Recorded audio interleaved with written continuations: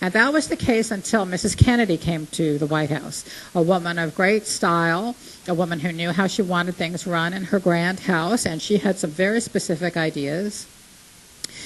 She gave a dinner party for, this is the Ali Khan, and this was a state visit, and she wanted it to be a spectacular and a brilliant evening, and so rather than have it at the White House, she decided that they would entertain at Mount Vernon, President Washington's home.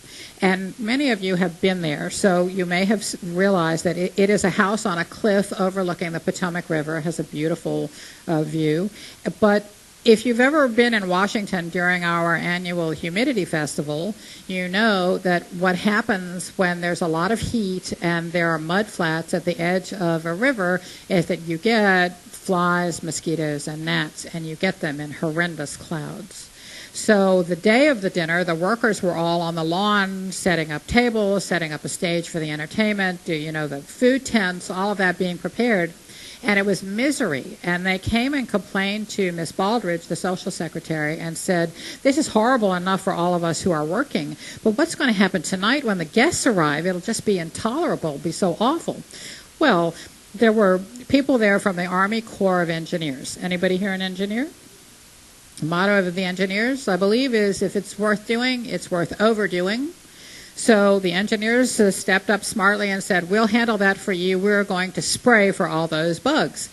Now, remember, it was the early 1960s. I assume what they sprayed was DDT. That was the most effective thing. And they did manage to subdue all the insects. However, they had not consulted the extremely temperamental French chef before they did all this spraying. He came running out of the food tent screaming that they had just poisoned all the food that had been prepared for the dinner that night, and he was not going to be responsible if the president and all the distinguished guests simply dropped dead after, because of having to eat this poisoned food. Oh, he was, if you've ever seen a temperamental French person get angry, he was furious.